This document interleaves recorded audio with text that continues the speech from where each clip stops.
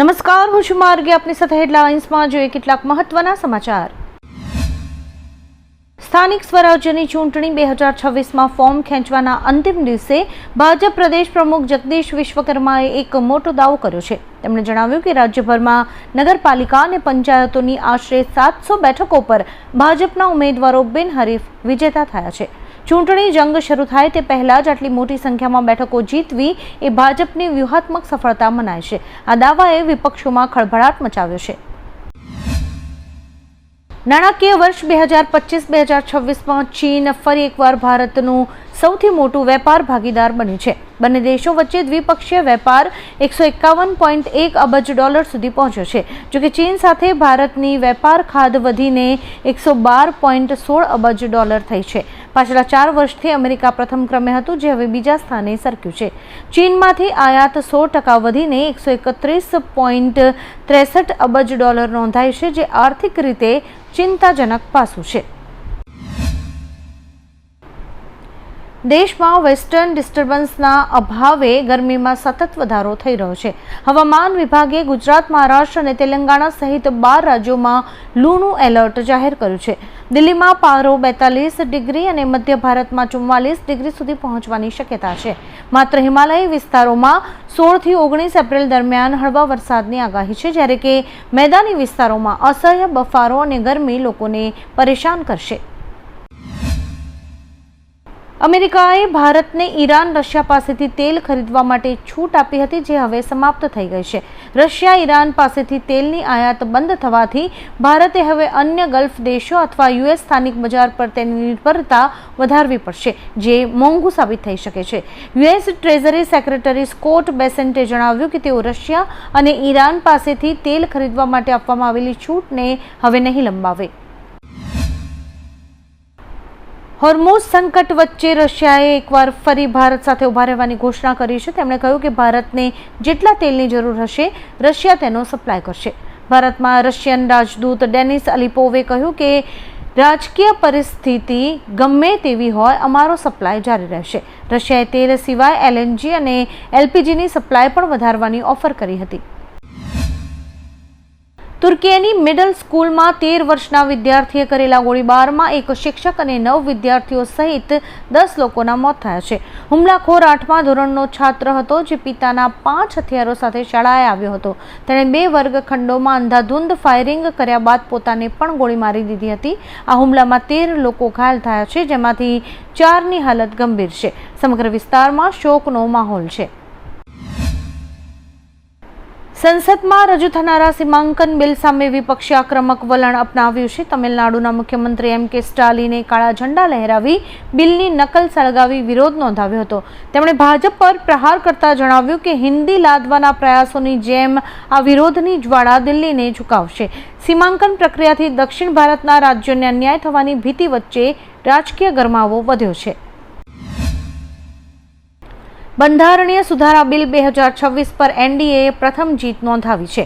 લોકસભામાં પ્રસ્તાવ પર થયેલા મતદાનમાં બિલના પક્ષમાં 251 અને વિપક્ષમાં 185 મત પડ્યા હતા. સામાન્ય બહુમતી સાથે પ્રસ્તાવ પસાર થતાં હવે ચર્ચાનો માર્ગ મોકળો થયો છે.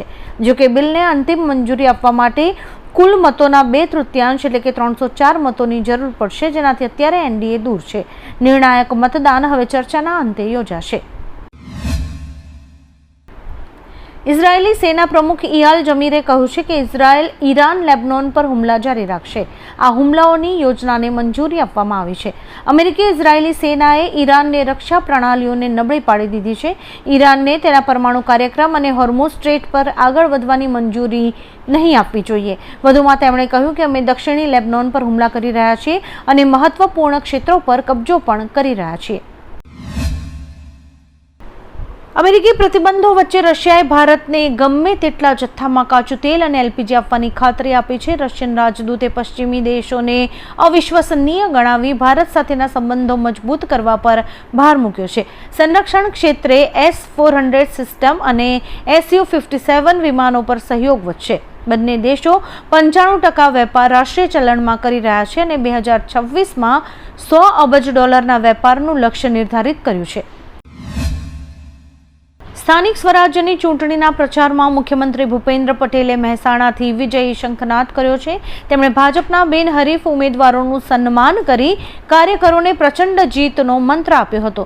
મુખ્યમંત્રીએ વિપક્ષ પર આકરા પ્રહારો કરતા જણાવ્યું કે ભાજપના વિકાસના પાયો પર એવી જીત મેળવો કે વિરોધીઓ ફરી ચૂંટણી લડવાની હિંમત ન કરે. વિકાસ સંકલ્પ સભામાં તેમણે જનતાના ભરોસાને ભાજપની તાકાત ગણાવી હતી. યુદ્ધ વચ્ચે ઈરાન સરકારે વિશ્વવિદ્યાલય બાદ હવે શાળાઓને પણ ઓનલાઈન ચાલવાનો નિર્ણય લીધો છે. 21મી એપ્રિલથી તમામ શાળાઓ વર્ચ્યુઅલ મોડમાં ચાલશે.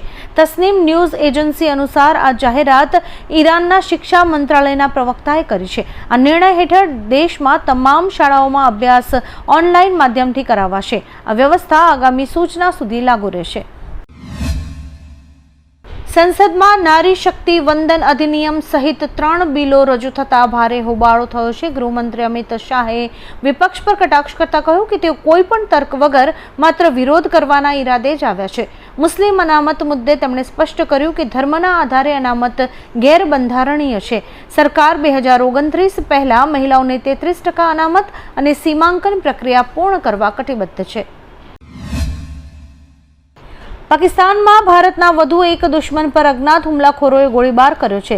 લશ્કરે તૈયબાના સ્થાપક સભ્ય અને હફીઝ સઈદના ખાસ ગણાતા અમીર હમઝા પર એક ન્યૂઝ ચેનલની બહાર ગોળીઓની વર્ષા કરવામાં આવી હતી. ગંભીર રીતે ઘવાયેલા હમઝાને અત્યારે આઈસીયુમાં દાખલ કરાયો છે, જ્યાં તેની સ્થિતિ અત્યંત નાજુક છે. આતંકીઓ પર થઈ રહેલા અજ્ઞાત હુમલાઓને કારણે ડરનો માહોલ છે. દુબઈ પર્યટનમાં ઘટાડા બાદ સંયુક્ત અરબ અમીરાતની 7 સ્ટાર હોટલ બુર્જ અલ અરબ 18 મહિના માટે બંધ રહેશે. 1999માં હોટલ ખુલ્યા બાદ હોટલનું આ પહેલું રિનોવેશન છે. આ રિનોવેશન એવા સમયમાં થઈ રહ્યું છે જ્યારે આ ક્ષેત્રમાં અમેરિકા, ઇઝરાયલ અને ઈરાન વચ્ચે ચાલી રહેલા સંઘર્ષને કારણે પર્યટન ધીમું પડ્યું છે. હોટલના માલિકે જણાવ્યું કે આ રિનોવેશનનું કામ 18 મહિના સુધી અલગ અલગ તબક્કામાં થશે. મિડલ ઇસ્ટમાં ચાલી રહેલા યુદ્ધ વચ્ચે રશિયાએ યુક્રેનની રાજધાની કીવ પર મોટો ડ્રોન હુમલો કર્યો છે.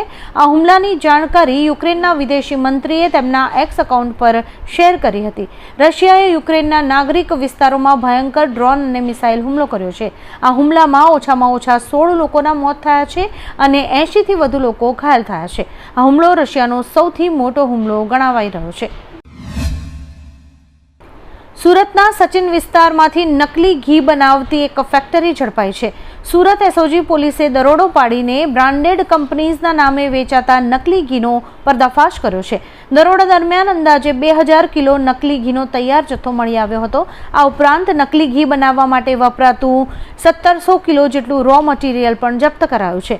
અત્યારે તમામ જથ્થો લેબોરેટરીમાં પરીક્ષણ માટે મોકલાયો છે. કોંગ્રેસ સાંસદ સોનિયા ગાંધીએ મહિલા અનામત બિલ અને સંસદમાં રજૂ કરાયેલા પ્રસ્તાવિત પરિસીમન બિલ પર પ્રતિક્રિયા આપી છે. તેમણે કહ્યું કે મારી પાર્ટીએ પોતાનું વલણ સ્પષ્ટ કરી દીધું છે અને મારે હવે આ અંગે કંઈ જ કહેવાનું નથી. આપણે જણાવી દઈએ કે તમામ વિપક્ષી પક્ષોએ પરિસીમન બિલનો વિરોધ વ્યક્ત કર્યો છે. આવા જ કેટલાક રસપ્રદ સમાચારો નિહાળવા માટે અમારી યુટ્યુબ ચેનલને લાઇક, શેર અને સબસ્ક્રાઇબ કરો અને જોતા રહો હેડલાઇન્સ.